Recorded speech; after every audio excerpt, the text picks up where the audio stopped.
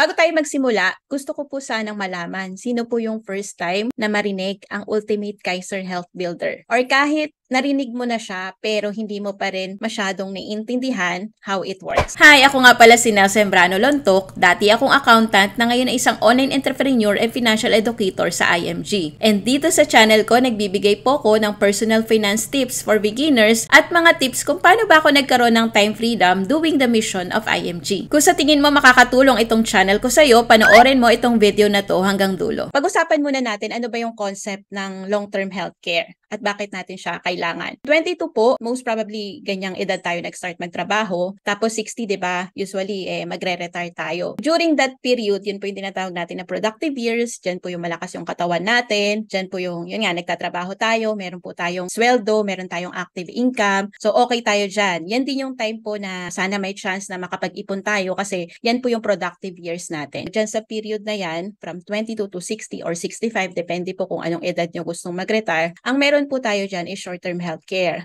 Ano po yung tinatawag na short-term healthcare? Ito po yung HMO na meron po kayo or healthcare benefit na meron po kayo na provided ng company nyo kung saan po kayo nagtatrabaho or employer nyo or yung mga domestic helper na nasa ibang bansa is provided po yan ng amo nyo, di ba? Kapag nagkasakit kayo, sila yung magpapa-ospital, sila magbabayad ng consultation nyo kapag nasa ibang bansa kayo. So yun po yung tinatawag na short-term healthcare. Pero once po na nag-resign kayo or nag-retire na kayo, kasi usually ang short-term healthcare is hanggang 60.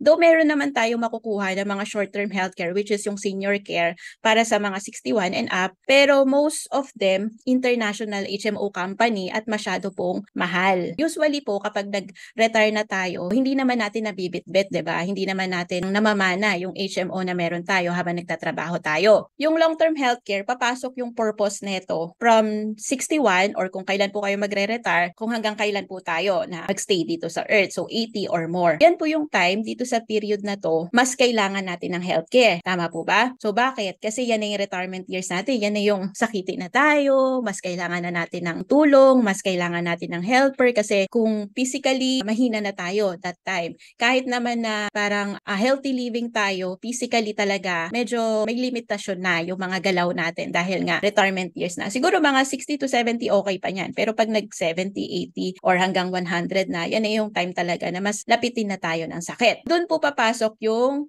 long-term care, kung saan wala na tayong short-term health care. Hindi natin mako-consider yung PhilHealth na long-term care kasi hindi naman po buong hospital bill natin sasagutin ng ating PhilHealth. Meron lang pong portion niya na sinasagot sila. Yun ang maling akala ng karamihan, na ang akala nila kapag may PhilHealth na is okay na. So kaya po dito sa IMG, tinuturuan namin yung tao ng importance ng long-term health care. So kailangan paghandaan natin siya habang productive tayo kasi hindi pwedeng pag-ipunan natin siya kapag retired na tayo kasi wala na tayong pang-ipon dyan, di ba? Bakit siya yung ating recommended na investment sa mga nagsisimula pa lang? Kaiser 3-in-1 Savings Program or Kaiser Long-Term Healthcare or Ultimate Kaiser Health Builder, pare-pareho lang po yon. So Ultimate Kaiser Health Builder din po yon. Yun po ang nire-recommend namin para sa mga nag-uumpisa pa lang na mag-invest kasi meron po kaming tinuturo na solid financial foundation. So dito, mas makikita natin yung importance niya. Bakit siya yung dapat nating unahin. Sabi sa financial foundation, parang bahay din siya.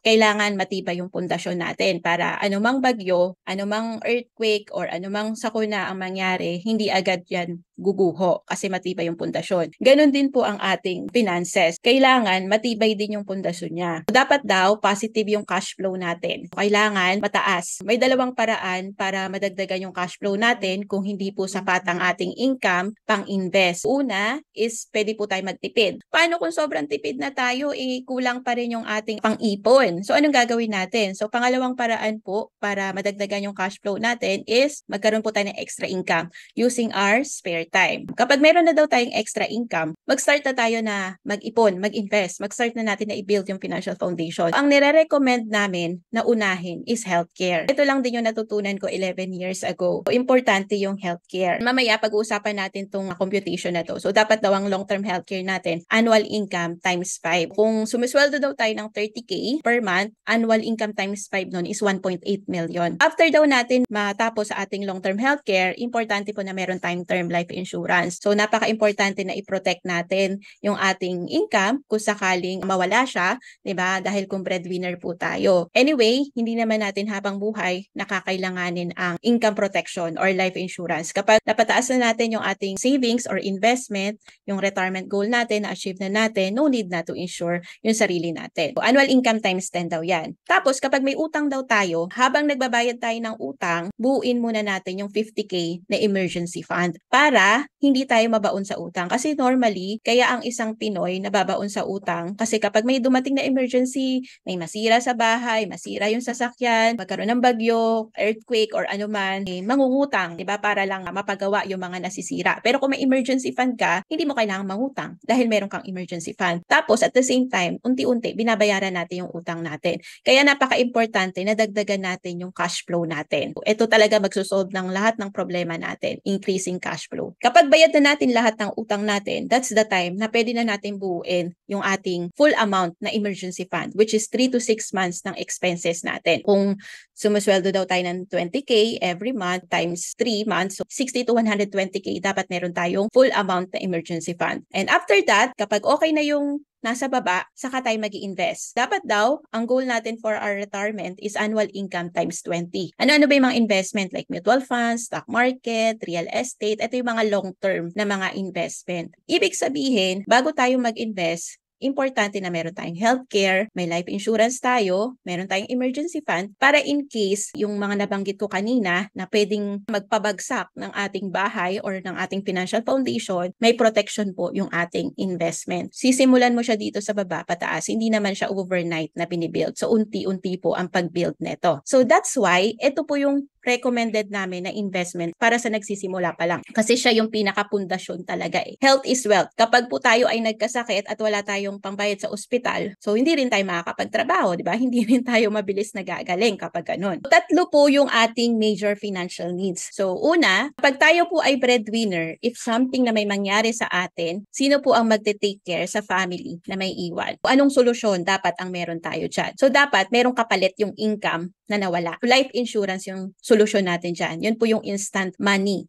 So parang anytime na may mangyari sa atin, may instant money na may iwan sa pamilya. Pangalawa na pwedeng mangyari sa buhay natin is, what if daw we get sick? Who will take care of me? Ang solusyon natin dyan is dapat meron tayong healthcare para mabilis tayong gumaling kasi nakaka-stress kapag wala tayong healthcare. Hirap yung everyday nag-update yung ospital ng ating bill, di ba? Ramdam na ramdam ko yan nung time ng pandemic. Pangatlo, what if naman daw we live too long? Nag-retire tayo ng 60, tumagal pa tayo ng 10, 20, 30 years. Ang tanong, sino yung magte-take care sa atin? Hindi pwedeng iasa natin sa anak, di ba? Hindi pwedeng iasa natin sa gobyerno. Hindi pwedeng iasa natin sa kamag-anak. Hindi pwedeng iasa natin sa pamilya. So, kailangan meron tayong investment and long-term healthcare or money working for us na. Kasi physically, ganyan, no? Hindi na natin kaya magtrabaho. So, ibig sabihin, ito po yung ating 3 major financial needs. We need life insurance, we need healthcare, and we need investment and long-term healthcare. Ano-ano ba yung mga pwede nating paglagyan? Tingnan natin isa-isa kung masosolve yung ating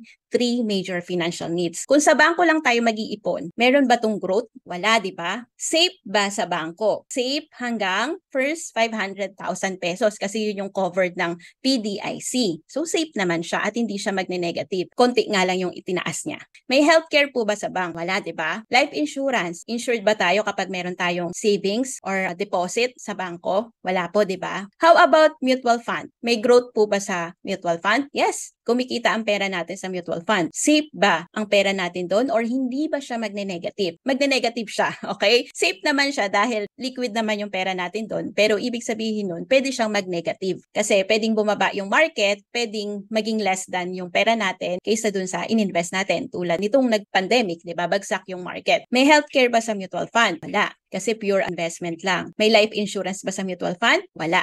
How about sa stock market? May growth po ba? Yes, possible na tumaas yung ating investment sa stock market. Pero pwede ba yung mag-negative? Yes, pwedeng mag-negative kaya hindi siya safe. Dun sa term lang na magne-negative, okay? May healthcare ba yung stock market? Wala. Life insurance? Wala rin. How about Kaiser? Meron po bang growth sa Kaiser? Yes, lalo na kung hindi po tayo sakitin. Hindi natin masyadong nagagamit yung ating benefit. Nag-grow po yung pera natin doon. Safe ba yun? Hindi ba magne-negative? Yes, hindi. Dahil namamanage naman po siya ng tama. Mamaya papakita ko yung projected value niya. Hindi naman po siya less than dun sa total na investment mo. May healthcare, syempre, yun nga ang purpose nun eh. May life insurance, meron. So kaya po, Kaiser, yung aming recommended na investment or recommended na long-term healthcare. Kasi yung tatlong major financial needs natin ay nasagot ng Kaiser Long-Term Healthcare or Ultimate Kaiser Health Builder. Meaning, hindi naman po tayo lahat kayang, tama po ba? Nag-agree po ba kayo? Hindi po ba tayo lahat kayang pagsabay-sabayin na buuin ang ating financial foundation? Diba hindi natin kayang pagsabay-sabayin na buuin to. Unless sobrang laki ng sweldo natin. Pero pwedeng ma-jumpstart po yung financial foundation natin sa tulong ng Kaiser Long-Term Healthcare. Dahil meron itong long-term healthcare, meron din itong life insurance, at meron itong investment. So, another reason bakit ito yung aming recommended investment sa mga nagsisimula pa lang. Kasi ma-jumpstart po yung ating financial foundation. Kaya nga sabi ni Daniel Padilla Kaiser, nasa iyo na ang lahat. So si Daniel Padilla po ang aming bagong ambassador. Nasa iyo na ang lahat kasi na-jumpstart niya yung financial foundation. Pero hindi ko sinasabi na nasolusyonan lahat ng Kaiser. Na-jumpstart lang, nasimulan. Kapag tapos na po kayo sa Kaiser, pwede mo pang dagdagan. Okay? Pwede ka pang magdagdag ng life insurance mo, pwede ka pang magdagdag ng investment mo. In short, Ultimate Kaiser Health Builder is a 3-in-1 financial solution. Merong investment kung hindi po tayo sakitin. Meron pong healthcare na magagamit kung sakaling worst case talagang kailangan natin. At meron po tayong insurance in case may mangyari po sa atin as breadwinner. Ready na po ba na malaman ang benefits ng Ultimate Kaiser Health Builder and how it works? Pero bago nyo sagutin yan, naintindihan na po ba natin ang konsepto ng long-term healthcare? Paano ba ito nag-work? Ang Kaiser long-term healthcare, yun na lang yung term na gagamitin ko para mas madali siyang banggitin kasi nabubulol ako sa buong name niya. Ang Kaiser long-term healthcare, 7 years ka po na maguhulog dito. Yun po yung paying period. And then, after that, stop na. As in 7 years ka lang. Walang hidden charges kasi may iba na nagtatanong sa akin, baka naman after 7 years, maghulog pa rin ako. Hindi po. 7 years ka lang talaga dyan maguhulog unless gusto mo pa nang kumuha ng another plan kung nabababaan ka dun sa plan na nakuha mo. So yun po yung tinatawag natin na accumulation period. Tapos, 13 years po yung waiting period. So yun po yung tinatawag natin na extended period. Ano ibig sabihin ng waiting period? Dahil long-term investment po ang ating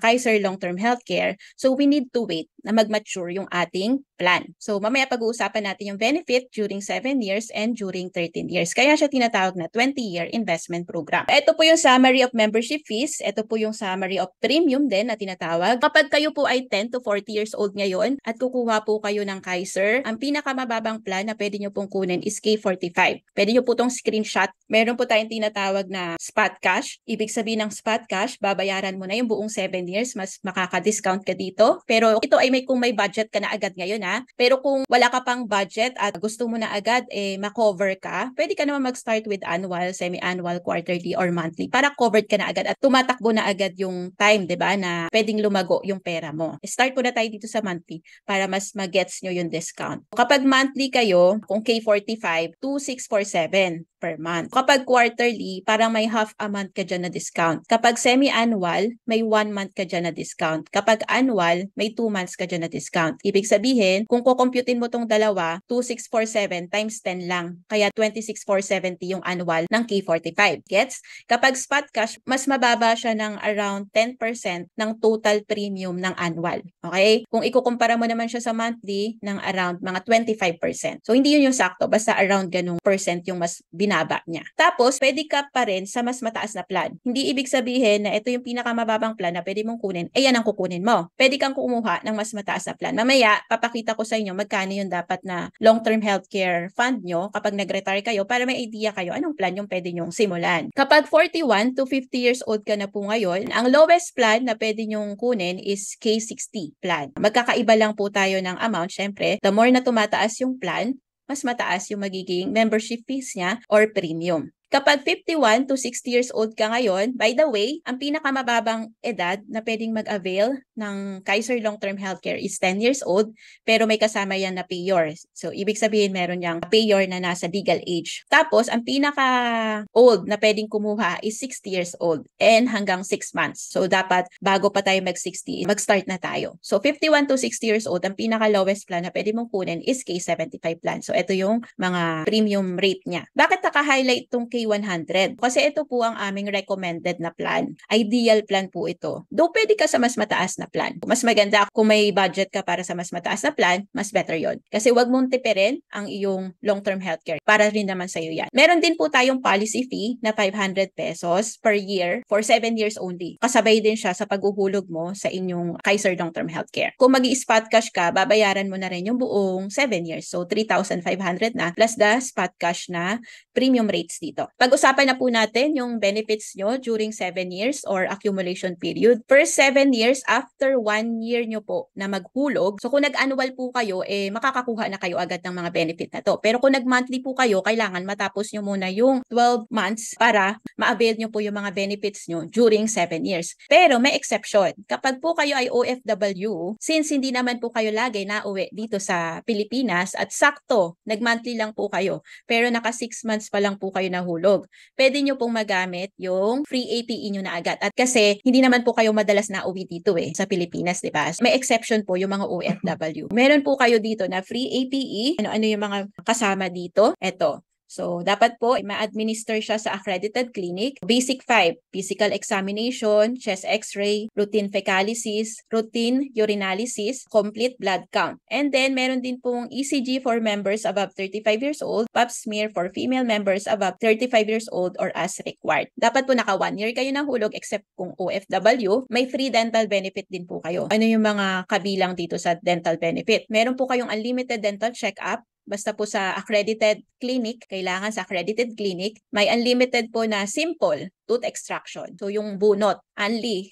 kahit daw matanggal lahat ng ngipin mo, pabunot mo lahat, basta simple lang. Ano ibig sabihin ng simple? Hindi po may hirapan yung dentista na bunutin. Kasi pag nahirapan po siya, yun na, may additional charge na po yun. Masasabi daw natin na hindi simple kapag pinagpawisan na siya. Hirap na hirap bunutin yung, siguro yung mga nasa dulong ngipin natin. Yun. Tapos, meron tayong once a year na libreng cleaning, dental prophylaxis. So, again, during 7 years po ito ha. 7 years pa lang yung pinag-uusapan natin. Tapos, meron din pong pasta. Pero temporary lang. Hindi siya yung permanent na pasta. Kung gusto nyo, permanent na pasta, meron po siyang additional charge. And itong iba, jacket, crowns, inlanes, onlanes, and minor adjustments sa denture. So, lahat din po yan dapat sa accredited clinic. Mamaya papakita ko sa inyo kung saan nyo makikita yung mga accredited clinic. Next is, during 7 years din po, meron din po tayong hospitalization or inpatient benefit. Pero, mas better kung hindi natin to magamit. Kaya nga importante na meron tayong short-term healthcare din So, kung meron po kayong HMO sa pinagtatrabahuan nyo, mas better na yun yung gamitin nyo.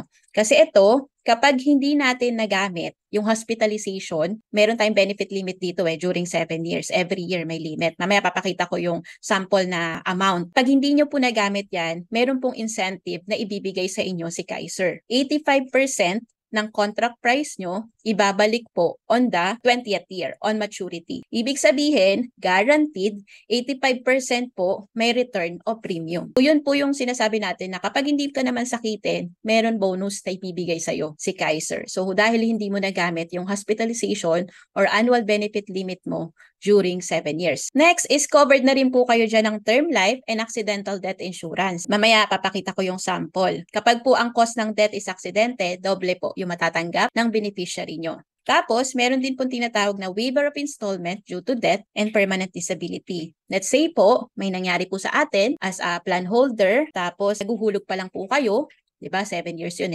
So, halimbawa po, third year may nangyari sa plan holder due to natural death. Mangyayari po noon, hindi na kailangang hulugan pa ng naiwan mo na pamilya yung remaining 4 years. Kasi waived na po siya. Considered as fully paid na siya. Tapos yung plan po ay matatransfer dun sa primary beneficiary mo. Tapos siya po yung makaka-enjoy ng benefit hanggang mag-mature. Tapos nakakuha pa sila nung term life insurance. 'Diba? So waive na siya, may term life insurance pa na matatanggap yung pamilya. What if naman na-aksidente tapos na-disabled? Ganun din po. So if something na may mangyari sa plan holder at na-disabled siya, hindi na siya makakapag-work, 'di ba? Wala na rin siyang panghulog. Kunwari, on the 5th month pa lang na paghuhulog niya na disabled siya. Considered as fully paid na po yun hanggang 7 years, pero kailangan niya pa rin antayin na mag-mature yung plan niya. Pero hindi niya na kailangang hulugan pa yung remaining years. Basta po yung talagang plan holder is hindi na makapagtrabaho. So yun po yung tinatawag na waiver. Hindi po covered during 7 years yung pre-existing illness or condition. Ang ibig sabihin po ng pre-existing illness or condition, yun po yung sakit na meron tayo bago pa tayo mag-apply. Like yung mga obvious na mga pre-existing condition like diabetes, yung hypertension, hindi po siya covered during 7 years. And then outpatient services or yung tinatawag natin na check-up, hindi po rin covered during 7 years. Don't worry kasi covered na siya pagtapos na ng 7 years. 8 year onwards covered na po yan. Dreaded diseases, hindi rin po muna covered, and maternity benefit. Ito po yung summary of benefit during 7 years. Kung naka-phone po kayo, baka hindi nyo siya masyado makita ha. Like for example, K100 plan na lang para ideal plan. For K100 plan, ang contract price dito is 411,750. Ang annual benefit limit natin during 7 years is 60K per year. Mas maganda kung hindi natin siya magamit kasi meron tayong long-term care bonus na matatanggap on the 20th year. Ang room and board per day is 1,000.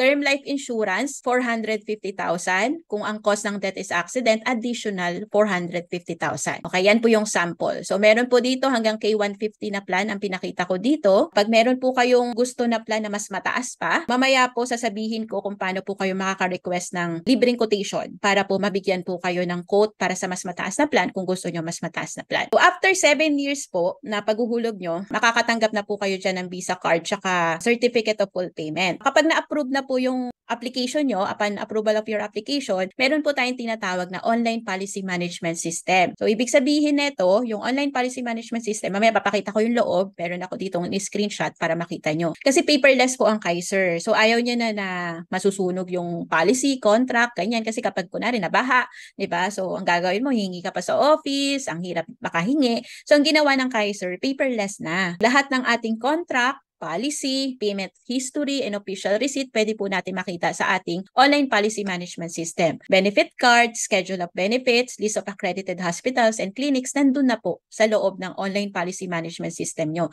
So, meron po kayo ditong login, access, bibigyan po kayo kapag na-approve na po yung application nyo. Sabi ko nga kanina, ito yung loob ng OPMS. Ito, kinuha ko yung OPMS ng kapatid ko dahil tapos niya na mahulugan. So, ang kinuha niya plan is K45. Tinakpan ko lang yung pangalan plus yung mga other information dito na confidential. Makikita nyo dito, magmamature na siya on 2036. Tapos, meron ditong benefit option kung anong gusto niya kapag nag-mature, kung 100% i-withdraw niya na, 50% lang i-withdraw niya, or i-stay niya lang yung pera niya sa Kaiser. Tapos, ito po, makikita nyo dito, yung sinabi ko kanina, may payment history, may healthcare contract, meron ditong contract provision, schedule of benefits. Makikita mo rin dito yung list of beneficiaries. Mada-download mo dito yung benefit card. Yung benefit card kasi, yun yung ipe-present mo kapag i-avail mo yung APE tsaka dental benefit. Nandiyan din po yung mga accredited hospital, clinic, dentist. Kung magpapaschedule ka ng APE, nandiyan na rin. So, napakadali na. Basta meron kang internet, may gadget ka naman, makikita mo na agad kapag meron kang Kaiser. At kapag tapos ka na maghulog ng 7 years, pwede ka na pong mag-request ng Certificate of Full Payment. Not sure kung sa ngayon ay kailangan pang i-request, pero parang automatic kapag fully paid na. Kasi before, kailangan i-request para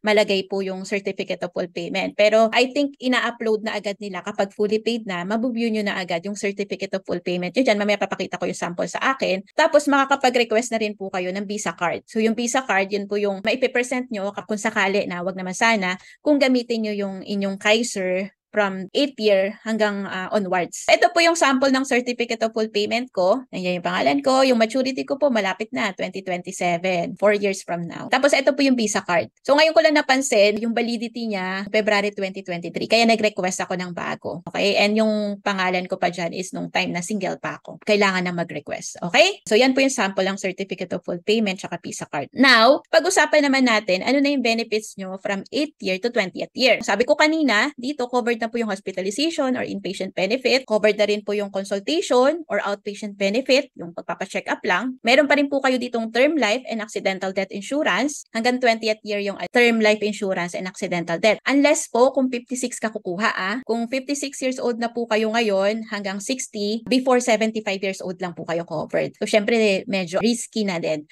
na kailangan hindi na natin siya i-cover ng full 20 years. Okay, kaya mas maganda na mas bata po kumuha na tayo para ma-maximize natin yung buong 20 years insured po tayo. Tapos, covered na rin po yung maternity benefit, pre-existing illness, and dreaded diseases. Meron akong tita na meron siyang diabetes. So sabi ko sa kanya, kumuha ka ng Kaiser kasi at least i-cover yung pre-existing condition mo. So ito yung dahilan din kung bakit siya nakapag-start sa kanyang Kaiser long-term healthcare na 1 taon na lang matatapos niya na. Magkano na yung limit mo dyan? So ito po depende na sa kikitain ng ating pera sa Kaiser. Okay? So hindi na po yung pinakita ko kanina na annual benefit limit. Mag-iiba na po siya. Magbabago na. So pwedeng maging iba-iba po yung limit natin. Ang maganda doon, kung hindi natin nagagamit, pataas po siya. Compounding po yung limit natin. So magbabase na po siya sa yearly hospital benefit or 10% compounding interest based po dun sa plan na kukunin mo. Plus meron po siyang additional hospital benefit. Ito po yung dividend pero in the form of hospital benefit. Actually, yung dividend na yun, nag-start na ng second year pa lang, pero yung bulk nung amount from second year to 7th year, idadagdag doon sa benefit limit mo on the 8th year. Okay? Tapos, kapag maganda po yung earnings ng pera natin sa Kaiser, pwede po tayo magkaroon ng additional hospital benefit. So, magde-depend na po talaga sa kikitain ng pera po natin.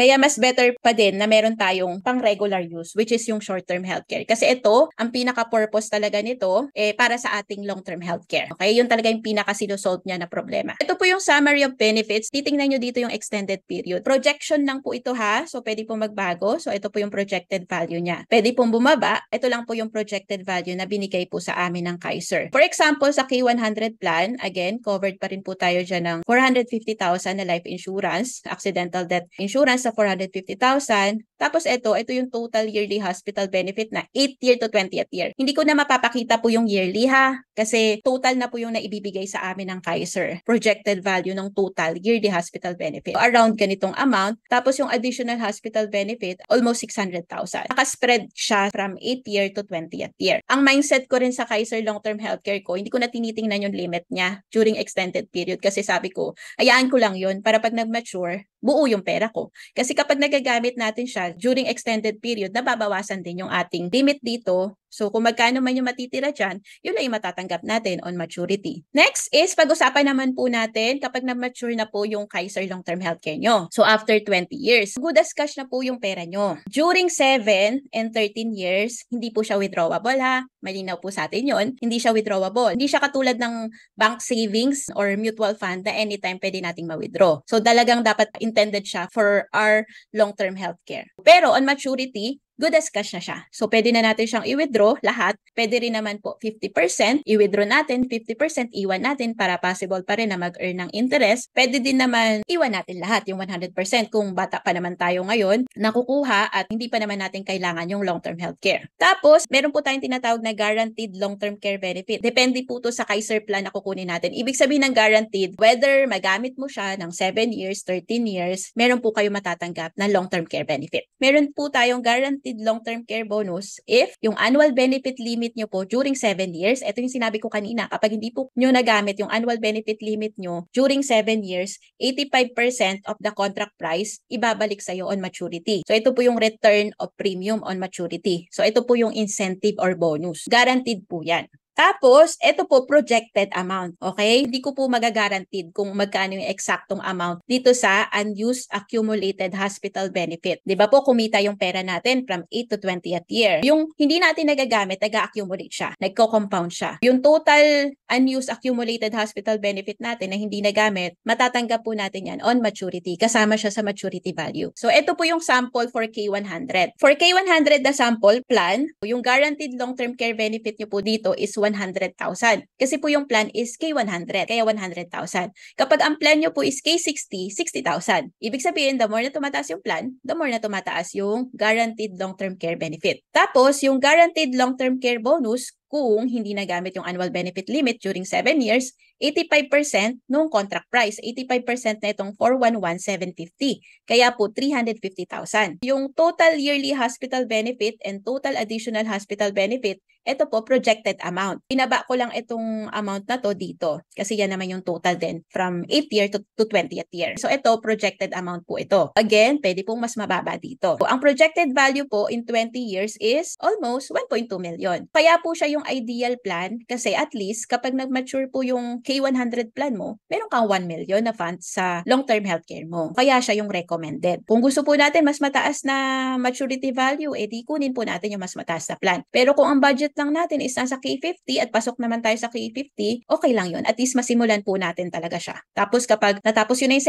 7 years, dagdagan nyo na lang kapag may extra pa kayo. Now, punta na tayo sa long-term care period. Ito na yung 21st year and onwards. Dito po, kapag hindi natin winidraw yung fund natin sa Kaiser, inayaan pa natin siya na mag-interest pa, pwede po yan mag-interest pa ng 3% to 10%. So, depende pa rin po yan sa market. Kasi naka-invest din, di ba, yung pera natin sa mutual fund, sa real estate, sa bond fund. At ang kagandahan dyan, kapag may fund po tayo dyan, syempre, magagamit pa rin natin. Kapag tayo ay na-hospital, kapag tayo po ay nagpa-check up, kapag tayo po ay nagpa-APE, nagpa-dental, yung fund po natin sa Kaiser, yun po yung magagamit natin at magsuserve as long-term healthcare natin. In short, para pong pinag-ipunan natin yung ating long-term healthcare. Kasi wala namang traditional HMO na magko-cover sa atin kapag tayo ay matanda na. Natatakot na po yung mga HMO company na ganun. Kasi alam naman nila na sakitin na. Mas prone na sa sakit. Kung meron man pong mga senior care, masyado na siyang mahal. Hirap po talaga pag dumating yung time na retired na tayo, dun pa lang tayo kukuha ng healthcare, masyado na siyang pricey. Tapos, 'di ba, nandun pa yung mga regular natin na expenses, kailangan pa rin natin matustusan. O mas maganda na pag-ipunan na natin siya ngayon pa lang para pagdating ng araw, at least meron tayong 1 million na fund for our long-term healthcare. Kung hindi man natin siya magamit for our healthcare, pwede naman nating withdrawin yun for our retirement. Yun po ang pinaka-purpose nun. Ito po, sample, for K100 plan, ang projected value in 25 years. Projected value, hindi po to guaranteed ha. Pwede po kasi talaga yung bumaba kasi depende po talaga yan sa kikitain. So at least may idea lang po tayo magkano yung amount na matatanggap natin kung hayaan pa natin siya ng additional 5 years. So projected value in 25 years, kung K100 plan po yung kinuha natin, nasa around 1.9 million po yan. Tapos kung hayaan pa natin ulit ng another 5 years, so total of 10 years, ang projected value ng ating Kaiser is nasa 3 million din. Dito po pumapasok yung sinabi ko kanina na pwede pa siyang mag-earn ng interest dahil iniwan po natin doon at hindi naman natin siya nagagamit or hindi natin wini-withdraw. Mas better to sa mga nasa 30s, 40s kasi medyo mahaba pa yung time, 'di ba, na makakapag-accumulate pa yung pera. Dito rin natin nagagamit yung power of compounding interest. Okay, nag-accumulate pa yung pera natin kasi yung interest din kumikita. Now, syempre ang tanong nyo, anong plan yung bagay para sa akin? Kasi nakita nyo na yung range, di ba? Yung edad ko, ano yung pinaka-lowest plan. Kaya nyo na may mas mataas na plan, pwede kayong kumuha ng mas mataas na plan. Okay? So, ito yung ideal sana na computation. Annual income times 5. Now, pwede nyo pong computein sa sarili nyo. Let's say po, kumikita po kayo ng 30K. Sample lang po to Baka yung iba sa inyo ay mas malaki yung earning per month. So, 30K times mo siya sa 12 months, tapos times mo sa 5. So, 1.8 million. Ito lang kinompute ko kanina, kaya ito lang kabisado ko. Sample, 1.8 million yung kailangan mo na long-term healthcare fund. Pwede ko pong bigyan kayo ng idea kung magkano yung projected value on 20th year and onwards. Let's say po, 30 years old ka ngayon at kailangan mo daw ng 1.8 million at age 60. Anong plan yung kukunin mo? Ito, di ba? K60 plan. Pero di ka papayag, gusto mo K100, pwede naman, di ba? O kaya naman, 45 years old. Ang projected value ng Kaiser mo at age 65 kasi 45 plus 20, 'di ba? So, ilan 'yon? 65. Hindi na tayo aabot do sa 60. So, K150 plan para meron kang 1.8 million. Gets nyo po? So, ito po yung projected value at age 65. What if 50 ka na ngayon? 50 years old ka na ngayon. At age mo ng 70, kapag K150 yung kinuha mo, so yun yung 1.8 million. Kasi hindi na tayo pwedeng umabot ng 60 years old kasi kung 50 ka kukuha, so talagang 70 siya magmamature. Dito rin, makikita nyo po dito sa illustration ko, the more na dinidelay natin yung pagsisimula ng ating Kaiser Long-Term Healthcare, nasasayang po yung time tapos yung ating projected amount at maturity umaatras ng umaatras. Pwedeng ang maging maturity niya nung 30 years old ka. Like, for example, 30 years old mo to nalaman, may 1.8 ka na sa K60 plan. Pero, dinelay mo siya ng 5 years. So, kailangan mo magkuha ng K100 plan para meron ka ring 1.8 million at age 60.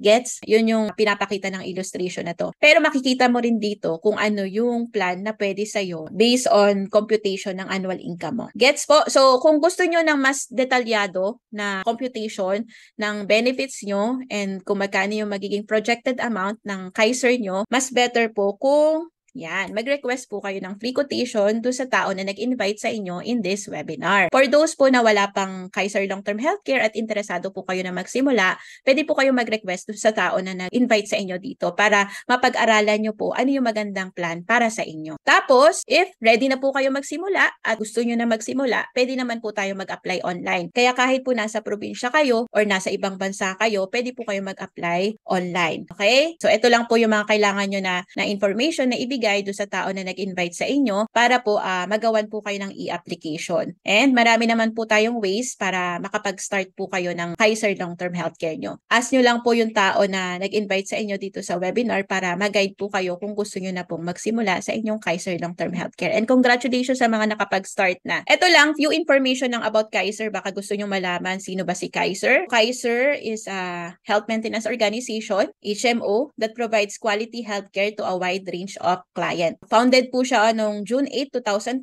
accredited by the Department of Health as an HMO. Kaya pwede po kayong kumuha kahit nasa ibang bansa kayo, valid po ang kukunin nyo kasi HMO po siya. HMO company po siya. It is registered with the Securities and Exchange Commission. Tapos, registered din po siya sa Insurance Commission. Kasi meron nga siyang healthcare, may insurance siya at may investment siya. So, ang Kaiser po ay may Kaiser Medical Center, tapos meron ding 2,000 plus na hospitals and clinics around the world. May 12,000 plus accredited doctors at 10 Kaiser Medical Center. Hindi lang ako updated kung mas nadagdagan na to yung Kaiser Medical Center. Kaya kahit saan, meron pong accredited na hospitals and clinics and doctors. Malalaman nyo rin po yan sa website. Hindi ko lang pala nasama dito. Gusto ko lang pakita sa inyo ng mga hospital na accredited ng Kaiser. Meron sa Makati Medical Center, Manila Doctors Hospital, St. Luke's, PGH, Lung Center of the Philippines. Yan. Tapos, ito rin po yung ibang mga client, corporate client ng Kaiser like Department of Agrarian Reform, National Food Authority, Senate, House of Representatives, Court of Appeals, NEDA. Pinakita ko lang sa inyo para mas makilala nyo sino ba si Kaiser para alam nyo po na nasa tamang company po kung kayo ay magsa-start ng inyong Kaiser Long-Term Healthcare. So, someone is sitting in the shade today because someone planted a tree a long time ago. So, start preparing for retirement now and secure a future filled with peace and abundance. So, syempre, hindi naman tayo magbe-benefit later on, hindi tayo magkakaroon ng magandang retirement later on kung hindi po tayo mag-start na mag-ipon ngayon pa lang. Hindi tayo mag-start na mag-invest ngayon pa lang. Kung gusto natin magkaroon po tayo ng magandang retirement, may peace of mind tayo kapag nag-retire po kayo dito sa Pilipinas, yung iba sa inyo nagwo-work pa abroad, at least po, meron po kayong nasimulan para sa sarili nyo, di ba? Para hindi naman po tayo iaasa sa ibang tao. Huwag po natin sayangin yung time, huwag natin sayangin yung ating kinikita ngayon, ilagay po natin siya sa tamang investment facility na talagang magbe-benefit po tayo later on, long term. Kung ang tanong mo ay paano ako nakapagsimula noon, watch this video sa nakikita mo sa screen para ma-level up mo ang nalalaman mo ngayon sa tulong ng IMG. Always remember to learn new things every day, do what you love, and enjoy life. See you again in another video.